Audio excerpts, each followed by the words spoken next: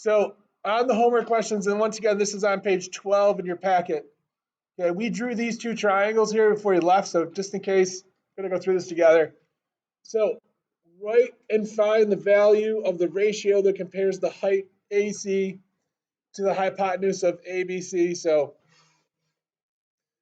our height here, okay, is a length of 3, and we don't know the hypotenuse, but we can get it. So let's do that first. So if you were looking for the hypotenuse, remember you would want to use the Pythagorean theorem here. So this length would be a value of c, okay? So we could do a squared plus b squared equals c squared to get that value.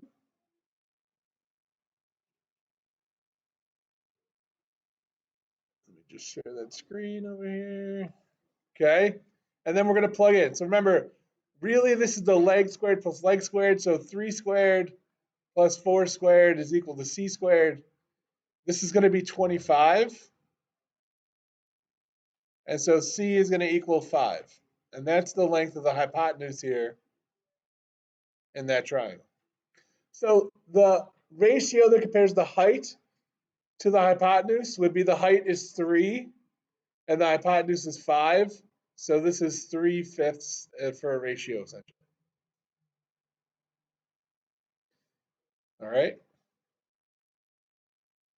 If we wanted to compare AB to the hypotenuse, if AB is the hypotenuse, okay, and let's change this because it says base. We're going to change ours to AC. So that would be 4 to 5,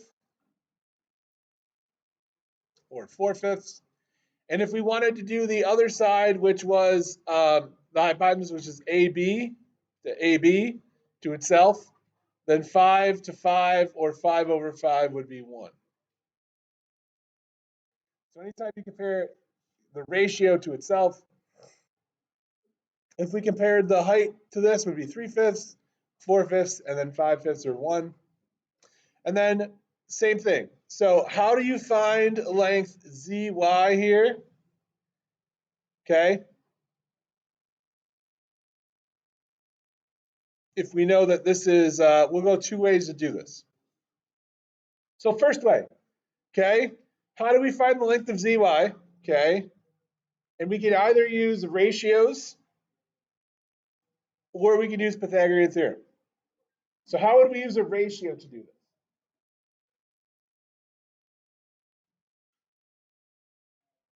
What do we think? So remember we talked about before, start with one of the triangles, pick 2 sides that we know. So if we're looking at the 2 triangles, I'm looking for this side. So what side in triangle ABC corresponds to ZY? CB, okay? Now we need to pick in 2 other sides we know the values of. So we know, let's for instance say AC and then XZ, because these 2 sides are also corresponding. We know the values. Now we're just going to make proportions, okay? So 2 fractions that are equal, and then we'll solve. So starting with the small triangle, pick one of these sides that we highlighted in red. What number do you guys want to pick?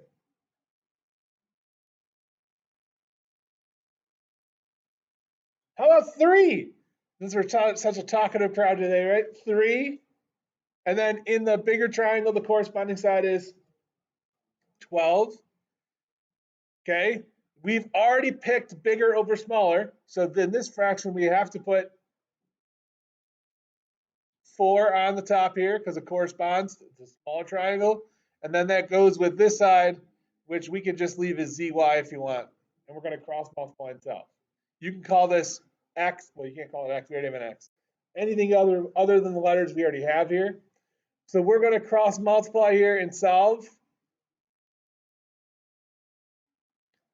And then we'll be done. So 3 times ZY is equal to 4 times 12, which is, and then we just divide by 3 and we have our answer. And we get 16. Okay? And so if you notice, how do we get from 3 to 12? We multiply by 4. How do you get from 4 to 16? Multiply by 4. 5 to 15, multiply by. Ooh, this should definitely not be 15, right? This should be 20. So my apologies in labeling that. Glad we didn't use that. We'd have got a different answer. And then let's find the hypotenuse. So if we didn't know what this was, okay, and wanted to find the hypotenuse, I would once again just go and use these two sides here. So a squared plus b squared equals c squared. And then I would just plug in 12 squared plus 16 squared in and go solve for c. So plug in, square, and then solve. Get that by itself and take the square root. So 12 squared is 144. 16 squared is 256. This gives us 400. And then we square root to get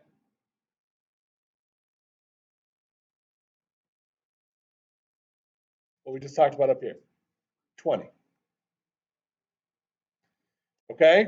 Your other option would be to use proportions again, okay? We could once again do 3 over 12 equals 5 over xy, and then you could cross multiply and solve. You'll get 60 equals 3xy, and then 20 is equal to xy. So you can use Pythagorean theorem because it's right triangles, or you can use proportions to get that answer. Okay, here's what we're doing today, big topic. We talked about how to identify, given a situation that I have similar triangles, how do I then use those similar triangles to go solve for x or y? So we have, right, picture yourself standing outside of the Washington Monument, right? And you're like, I wonder how tall that thing is. Is there a way that you could figure out the height? Sure. Okay. And so this is what Brian's doing. He set up his camera right here. Okay. There's his camera. That's the line right there. All right. And he wants to know how tall this is. So he's measured out some distances for us. How tall is his camera based off of what we know? It's 5 feet. So this is a 5. Okay. And feet. How far away is his camera from the monument? 300. How do we know that it's 300 feet? Good. So I'm going to put that one down as 100 yards for now so we can have a conversation. But Annika, you are ahead of the game there. Okay. So it gives us 100 yards. And then his camera, the distance from him to the camera here, is given as 2 feet 9 inches. And we want to figure out what this height is for the monument. Okay. So because we have essentially situated right, the monument is here, our camera is here, we're assuming the ground is level. So we would know that this side of the monument, the height of the monument, is essentially parallel to the height of our camera. Okay. That's the assumption we're making. They're standing straight up and down. So far, so good. So are these two, what's going on in the picture really? What do we know about this scenario that helps us out?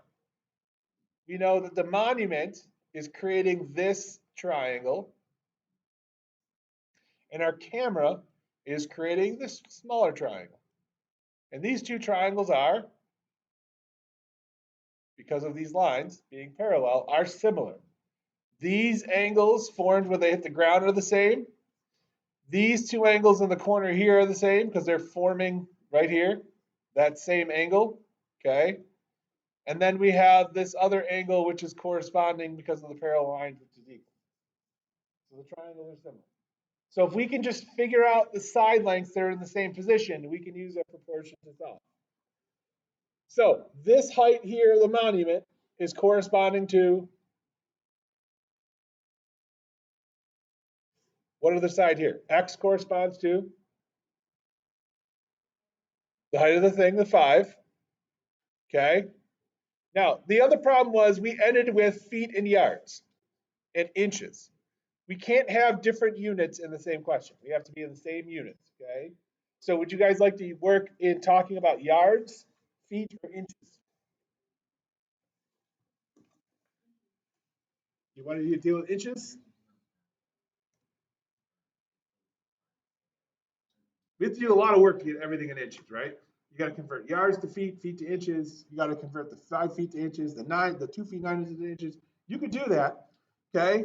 What I would also look at is, does it say what the answer should be in the question, right? It just says what's the approximate height. Sometimes it'll tell you what units to use here. Personally, I would use feet because it's sort of an easier conversion to do. We're going to have some of this in feet. You already told me that 100 yards is 300 feet. Okay, so we know 1 yard is equal to 3 feet. So this 100 yards is 300 feet. And how many feet is in 9 inches? 3/4, right?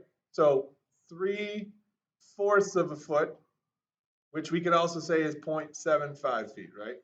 So this really 2 feet 9 inches is just 2.75. So let's fill in what we know. We know that this is 5. We know this bottom part down here, okay, is 2.75. We know this is x, and what's this side of the bottom of our monument here?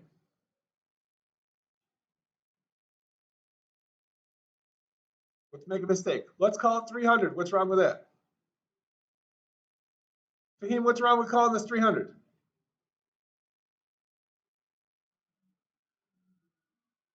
What is it? Okay, well, we have 300 feet, right? Does that account for this entire length? What should it be? Good. The 300 plus the 2.75 all the way across. So it should be 300 and, yeah, 0.75. Now can we go figure out what x is? Sure. We just need to do a proportion. Okay. So who's got proportion for me?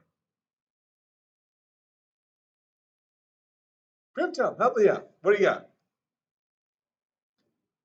X over 5.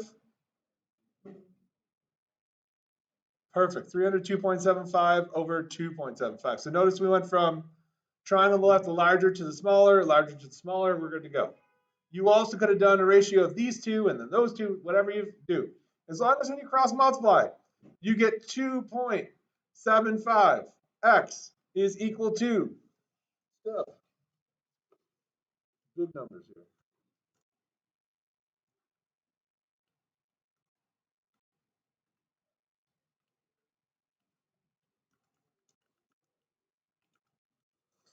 1,513.75.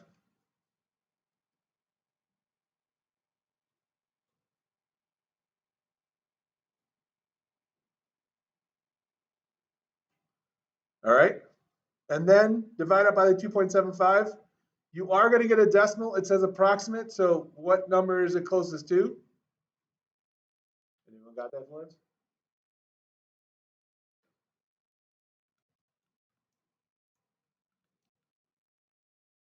So this comes out to be 5.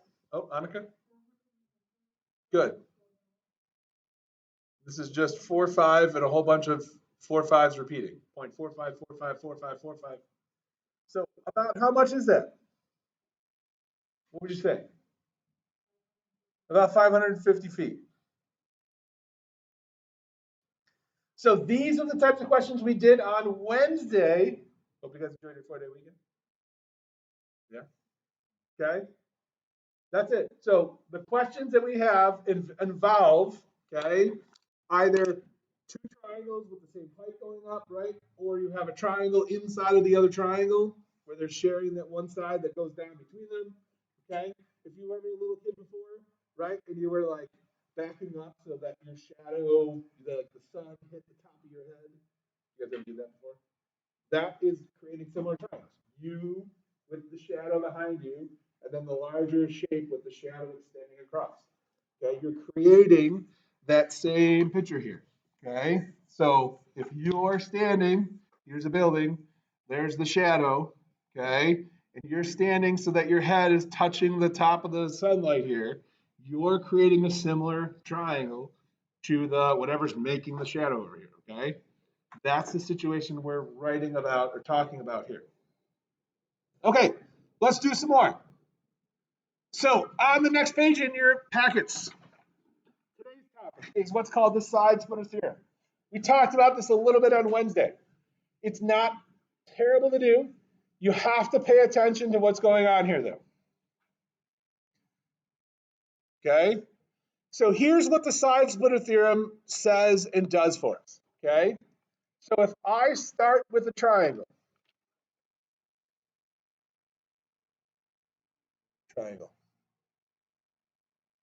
okay, I'm going to draw a line that passes through two of the sides and is parallel to the third side. So parallel to the side across. Makes sense. I'm splitting the sides. That's why it's called side splitter. Okay? What does this really do here? Parallel lines create congruent angles. So these angle pairs are going to be equal because they're all corresponding angles. Okay? And there's a shared angle at the top here. So what shapes did I really create here? I took one triangle and created two, right? Now I have this triangle that's at the top, the smaller triangle at the top, and I have the really big triangle that I started with. And these two triangles are similar. So the smaller triangle is similar to the large triangle. Make sense? So we can find missing sides by just creating a proportion. Sound good so far? Okay.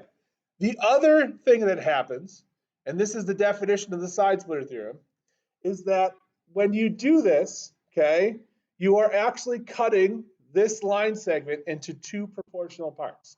So the ratio of the top is the same as is going to be equal to the ratio of the bottom on both sides. So there's two options, okay? We can either compare the big triangle to the small triangle or small triangle to big. If we did that, does everyone see that the side on the left, QX, over the side on the small side on the left, QR, right, is the same as on the right, QT over QS. You guys are okay with this? What other ratio could I create that I haven't written down yet? So we did the left, we did the right. I also have, how many sides on a triangle, guys? 3. We did one on the left, we did one on the right. We need to also do the ones on the bottom here, right? The parallel lines. We could also do RS. Sorry, we should be doing bigger over smaller. So it's going to be XY, okay, over RS. So I have small side, large side on the left, right? The whole line over the top, the whole line over the top, and then the two bottom pieces as a ratio. Big triangle, small triangle. You also have a ratio of the top to the bottom. Okay? So this side splitter cuts these two sides proportional. So the top over the bottom, QR over RX, is equal to QS over SY. Does this make sense to you guys? If you are more familiar and more able to just do big triangle or small triangle, do it. That'll always work. So take a look at example 1. Take a look at example 1. Okay. So we have this triangle drawn, MNP, and we drew line KL parallel. So we have two similar triangles here. You guys ready? So option number 1, we can make a ratio of top to the bottom. So look at the left side. What's the top?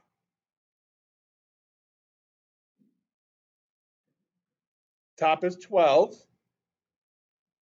over the bottom, which is x plus 1. What about on the right? The top is over the bottom, which is, so if I cross multiply, I'm going to get 9 times x plus 1, and then 12 times x. So 12x equals 9 times x plus 1. Make sure we distribute when we cross multiply, okay? So 12x equals 9x plus 9. You should all be writing this down right now. It's not just me doing the work, okay? This is number 1 on page, what are we on here? 13. All right, and then we just solve. So subtract to get x on the same side. So move the 9x over. We're going to get 3x is equal to 9, and then x is equal to, and we're done. Okay? Now, other options. Could we do instead big triangle over small triangle? Is that an option? Yes, it's always an option. In this triangle, what is the rate? What is the length of this entire side going to be?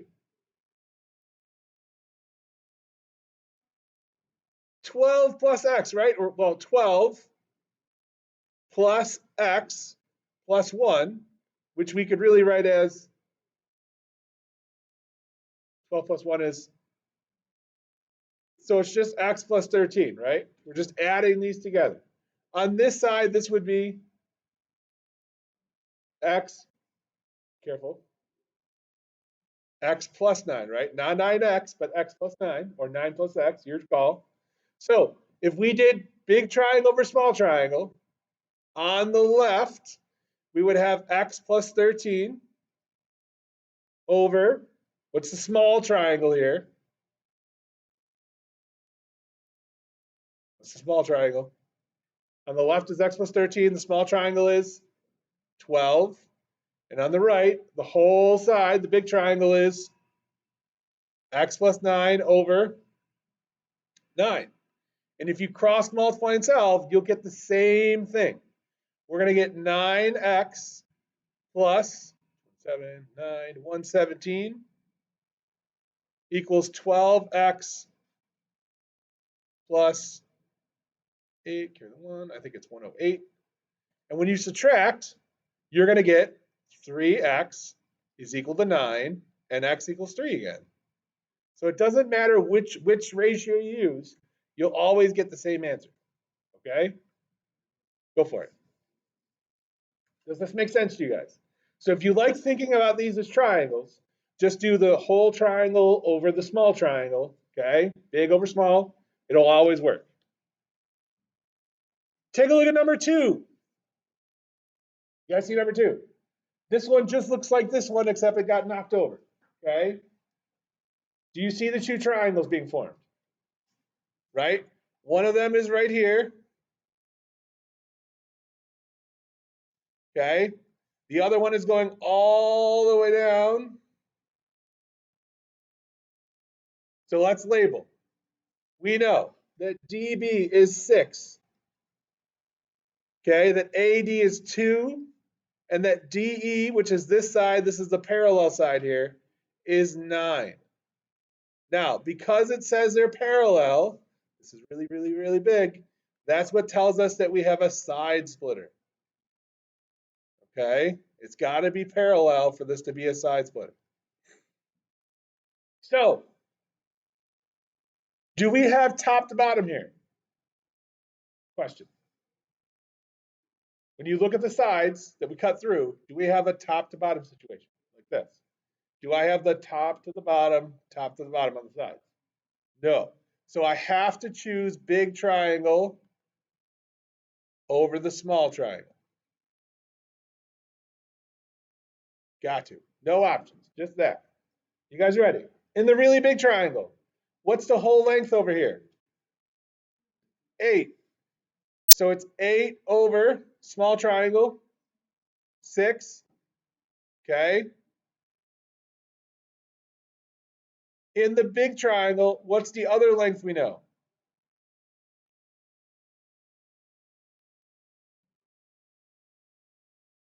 We didn't label it. What else did they tell us we knew? Or what were we looking for? AC. So what should we call that? I don't know. We'll call it an X, right? So what's the big side we have? We have X over 9. And now I just cross multiply and south. So here I have the side on the left, right? And then I have the side of the right here, the side splitter part, okay? Cross multiply and south. X times 6 is, 9 times 8 is, so we get 72 is equal to 6x. Divide by 6, and we have our answer, which is 12. That's it. Okay, see if you can try 3, I should say A and B. We'll call this A instead of 4. 3A and B here. So if you want to do big triangle over small triangle, go for it. You're going to need to know these lengths in order to do that. This one for question B is a quadratic, by the way. So you're going to need to factor this out. Okay?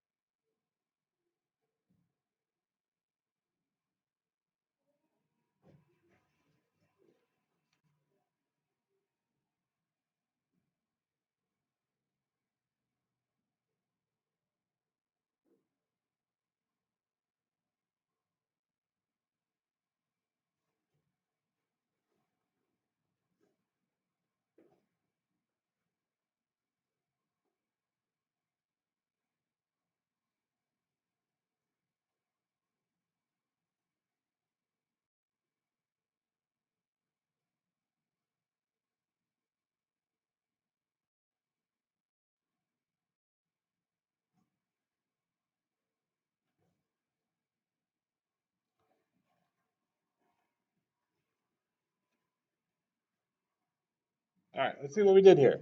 So for the first one, what ratio did you set up here? What ratio did you set up? Okay. Jake, what do you got? There's a few options for ratios. So what did you put down? 18 over 10.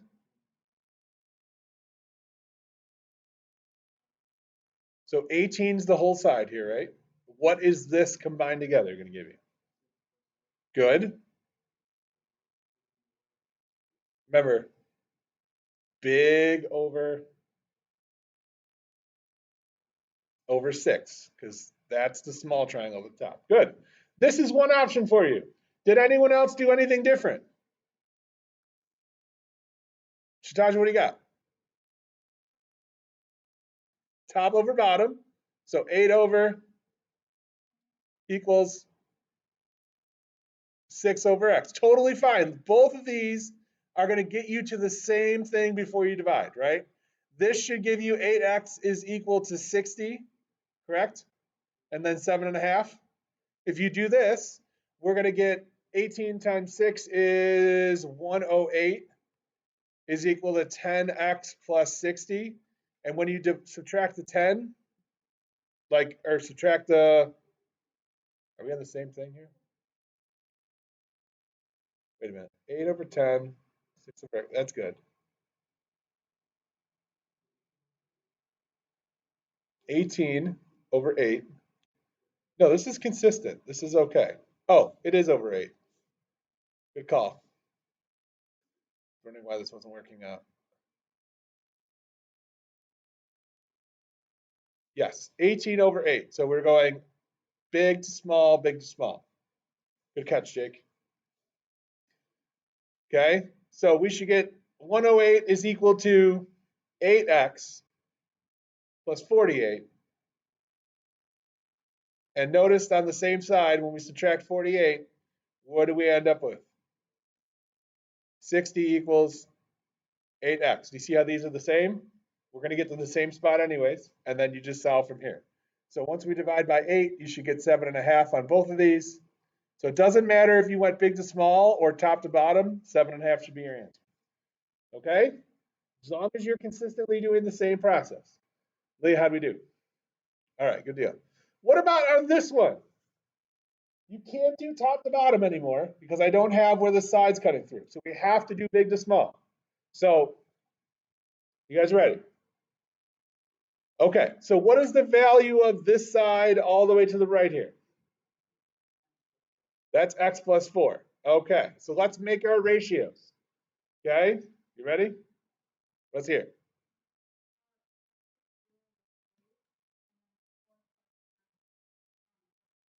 Perfect. So big x plus 2 over small, big over small. So far, so good? And we cross multiply and solve. So here's what gets a little bit tricky. X plus 2 times x is, well, that's x times x plus 2. We can just write it like this. And then 3 times x plus 4.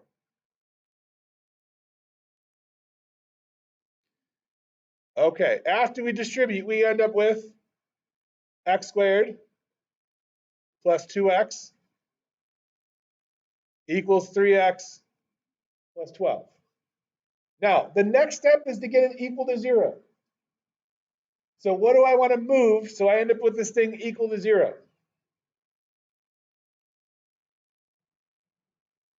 The 3x and 12.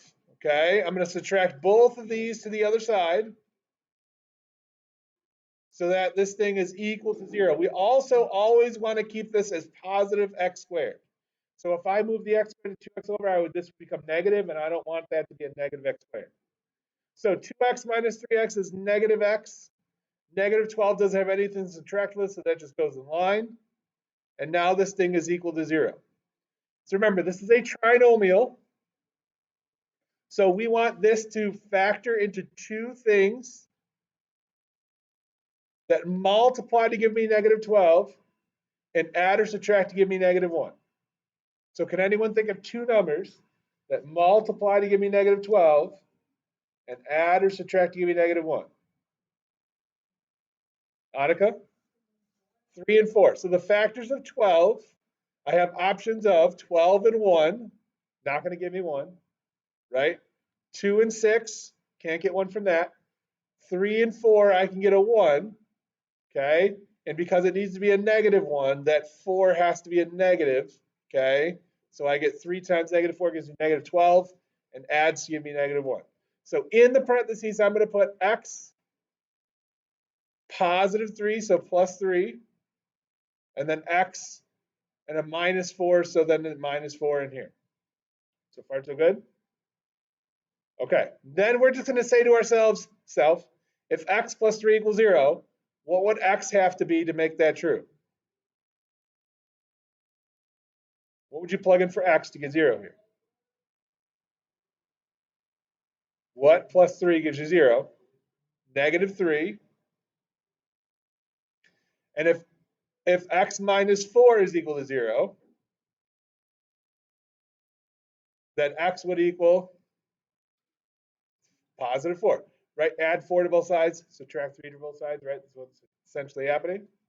Now, these are the two possible options. Either x is going to be negative 3 or x is going to be 4. Which of these two solutions does not make sense when you look at the triangle we started with? Why not?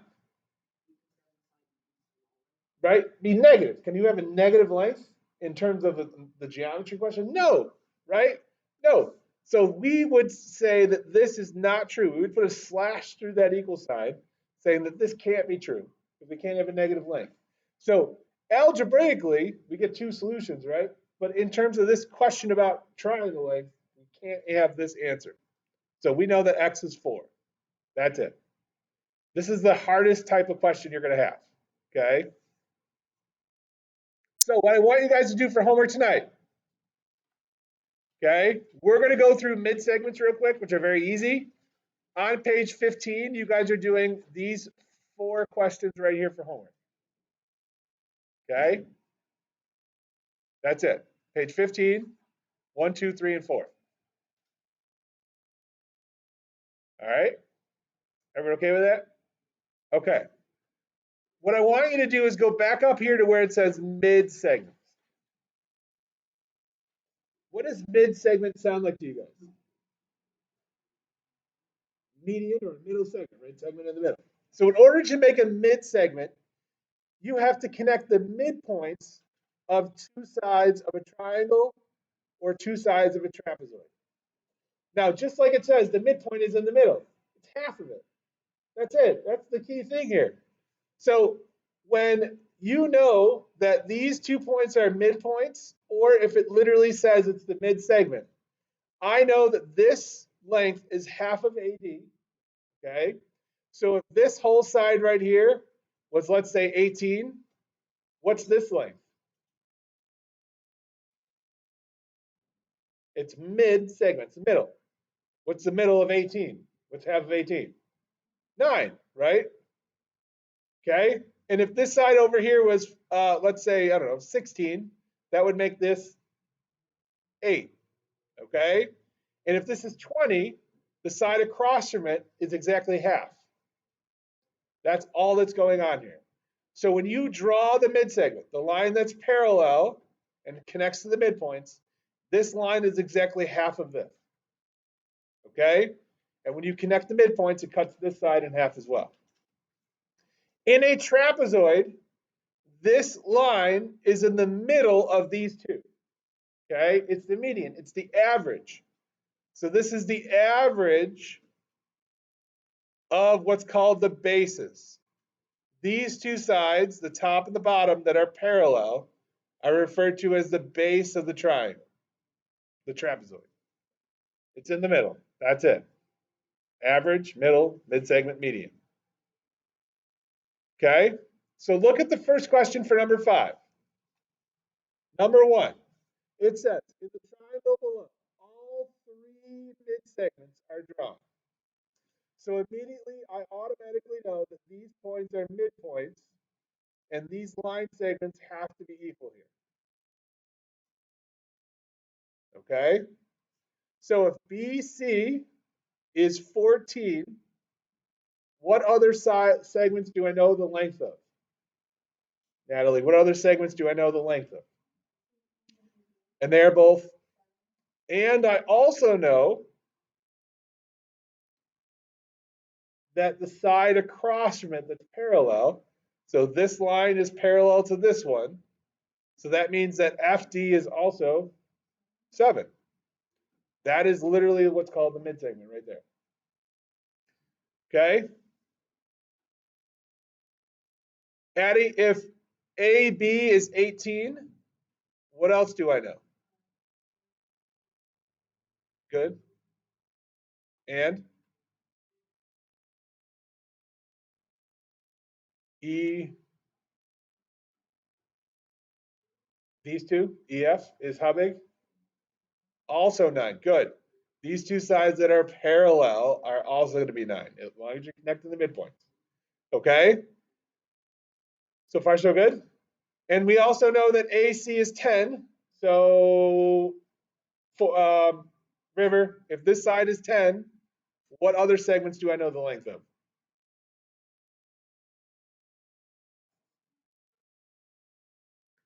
Remember, mid-segment means that F is the midpoint. So if this whole thing is 10, what are these two pieces? And then what about the side across from it that's parallel? Also, that's it. Okay, if you connect the midpoints, the side across from it that connects those midpoints is half and parallel. That's it. So Questions they could ask you. They could ask you something like this one, where it could say, what was true about the four triangles? What do we know about these four triangles here?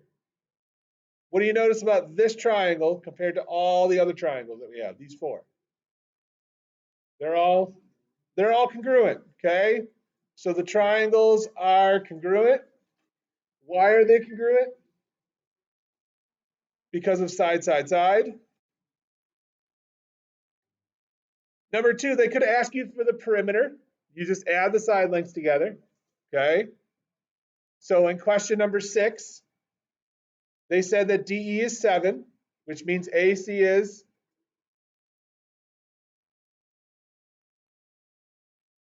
14. Remember, half, so this is twice as big. They said that AB is 10, and then DE is 13. So I could tell you that the perimeter of triangle ABC,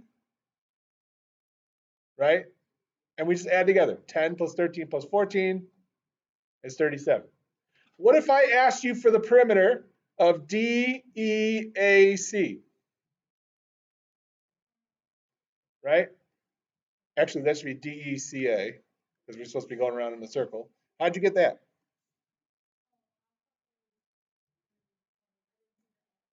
Gotcha. So what lengths do I need to know that I don't? DA, which is 5, and EC, which is 6.5, and then I just add them together. You guys see that? That's the only other question they'll ask about this. What's this length? What's that length? What's these? What's the perimeters? Put together. Okay, so here it would be 5 plus 7 plus 14 plus 6.5, and this one should be 10, 20 and a half, 32.5. Sound about right? Last question. What if we're doing a question about the mid-segment of a trapezoid? If they tell me that this is 30, this side right here in the middle is 44, how do I figure out the length down at the bottom? We just do the average. The line in the middle, okay, is the average of the bases. So 44 is equal to 30 plus x divided by 2. So just like in this question, if this is x plus 7,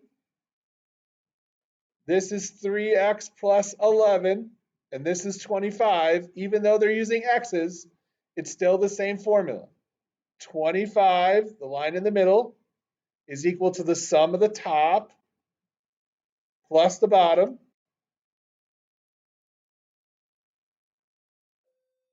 And then just divided by 2. So just cross multiply and solve. That's it. Okay? Homework tonight, you're just doing 1, 2, 3, and 4 on the bottom here, okay? We'll go over these 2 questions together tomorrow. Have a great night. We'll see you guys tomorrow.